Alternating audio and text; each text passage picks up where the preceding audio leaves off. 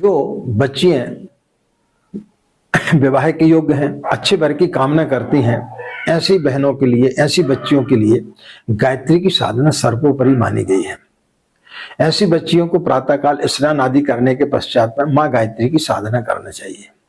माता पार्वती ने भी इसी प्रकार से भगवान शिव को प्राप्त किया था। मां सीता ने भी गौरी की आराधना करके भगवान राम को प्राप्त किया था। तो अच्छे वर की प्राप्ति के लिए जो बहनें शादी के योग्य हैं वो भी गायत्री की साधना नियमित रूप से कर सकती हैं और मां से प्रार्थना करें कि उन्हें अच्छा वर मिले और उनका आगामी जीवन जो है वो सुखमय हो, तो निश्चित रूप से उनके लिए अच्छे वर की प्राप्ति होगी।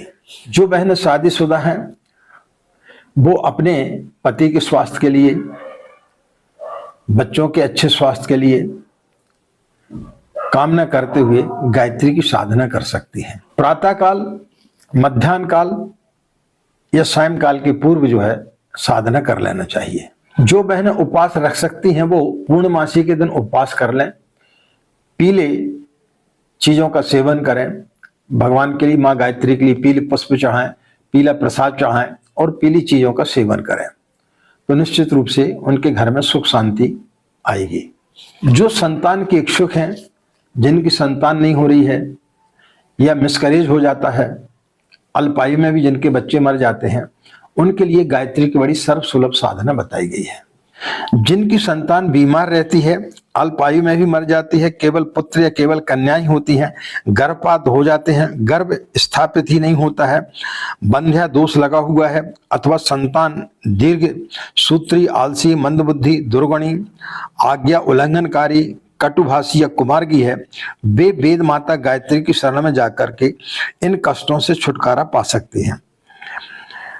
जिनमें स्त्रियों ने वेद माता गायत्री के चरणों में अपने आंचल फैलाकर संतान सुख मांगा है और भगवती ने उन्हें वह प्रसन्नता पूर्वक दिया है। माता के भंडार में किसी वस्तु की कमी नहीं है। उनकी कृपा को पाकर मनुष्य दुर्लभ से दुर्लभ वस्तु प्राप्त कर सकता है। कोई वस्तु ऐसी नहीं जो माता की कृपा से प्राप्त ना हो सकती हो। फिर संतान सुख जैसी साधारण बात की उपलब्धि में कोई बड़ी अड़चन नहीं हो सकती है। जो महिलाएं गर्भवती हैं वो प्रातः सूर्योदय से पूर्व या रात्रि को सूर्य अस्त के पश्चात अपने गर्भ में गायत्री के सूर्य दृष्ट प्रचंड तेज का ध्यान किया करें और मन ही मन गायत्री मंत्र जपें, तो उनका बालक तेजस्वी, बुद्धिमान, चतुर, दीर्घजीवी तथा यशस्वी होता है। प्रातः काल कटी प्रदेश में भीगे वस्त्र रख करके शांत चित्त से ध्यानावस्थित होना चाहिए और अपने योनि मार्ग में होकर गर्भाशय तक पहुंचता हुआ गायत्री का प्रकाश सूर्य किरणों जैसा ध्यान करना चाहिए। नेत्र बंद रखें, कटी प्रदेश में तेज पुंज भरा हुआ अनुभव हो, मन ही मन जब चलता रहे। यह साधना शीघ्र गर्भ स्थापित करने वाली है।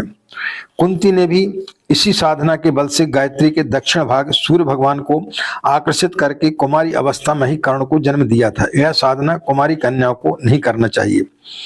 साधना से उठकर सूर्य को जल चढ़ाना चाहिए और अर्घ से बचा हुआ एक चुल्लू जल स्वयं पीना चाहिए। इस प्रयोग से बंध्याएं गर्भ धारण करती हैं। जिनके बच्चे मर जाते हैं या गर्भपात हो जाता है, उनका यह कष्ट मिटकर संतोषदायी संतान होती है। रोगी, कुबुद्धि, आलसी, चिड़चिड़े बालकों को गोदी में लेकर माताएं हंस वाहिनी गुलाबी कमल पुष्पों से लदी हुई शंख चक्र हाथ में लिए गायत्री का ध्यान करें और मन ही मन जप करें। माता के जप का प्रभाव गोदी में बैठे बालक पर होता है और उसके शरीर तथा मस्तिष्क में आश्चर्यजनक प्रभाव होता है। छोटा बच्चा हो तो इस साधना के समय माता दूध पिलाती रहे, बड़ा बच्चा हो तो उसके सिर और शरीर पर हाथ फिराती रहे। बच्चों की शुभ कामना के लिए गुरुवार का व्रत उपयोगी है। साधना से उठकर जल का अर्घ सूर्य को चढ़ावें और पीछे से बचा हुआ थोड़ा सा जल बच्चों पर मार्जन की तरह छिड़क दें। जिन माताओं और बहनों के बच्चे छोटे हैं, जो बार बार पोटी करते हैं, बार बार उनका डायपर चेंज करना पड़ता है, ऐसी बहनों के लिए कि बार बार वो अशुद्ध हो जाती हैं, बार बार नहाना तो संभव हो नहीं पाता है, इसलिए ऐसी स्थिति में उनके लिए गुरुदेव ने पंचाक्षरी मंत्र के बारे में बताया है कि वो ओम भूर्भुवः स्वः इस पंचाक्षरी मंत्र का जाप करें। जितना भी समय मिलता है उस समय पर वो इसका जाप कर सकती हैं। जिनके बच्चे बड़े हो गए हैं जो स्कूल कॉलेज में पढ़ने के लिए जा रहे हैं, जिनके कारण माताओं को कोई अशुद्धि का सामना नहीं करना पड़ता है, जिनके बच्चे स्वयं अपना काम करना प्रारंभ कर दिए हैं, ऐसी माताएं बहनें गायत्री का पूरे मंत्र का जाप कर सकती हैं, दैनिक साधना कर सकते हैं, 1 माला या 3 माला का जाप कर सकती हैं, या अनुष्ठान इत्यादि भी कर सकती हैं।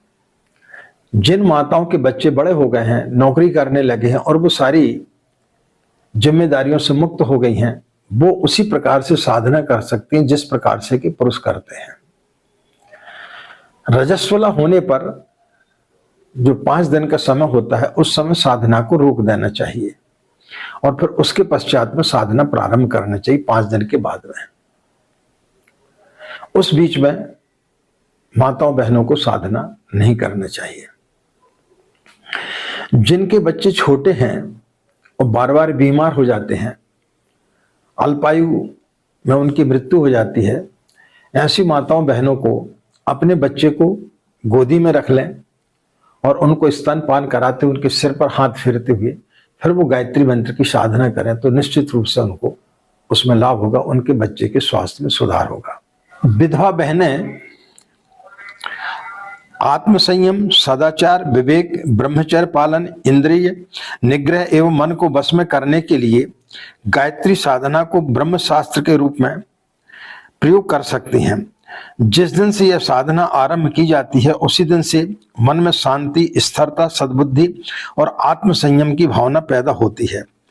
मन पर अपना अधिकार होता है, चित्त की चंचलता नष्ट होती है, विचारों में सतोगुण बढ़ जाता है, इच्छाएं, रुचियां, क्रियाएं, भावनाएं सभी सतोगुणी, शुद्ध और पवित्र रहने लगती हैं।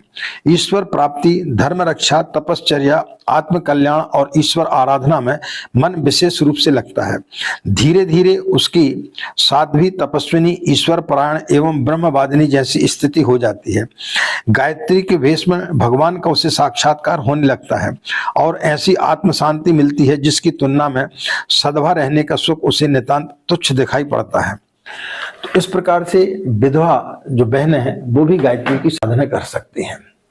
तो इस प्रकार से बहनें साधना उपासना करती हैं तो निश्चित रूप से उनके जीवन में अनेक समस्याओं का समाधान होगा और मां की पूर्ण कृपा उनके लिए प्राप्त होगी।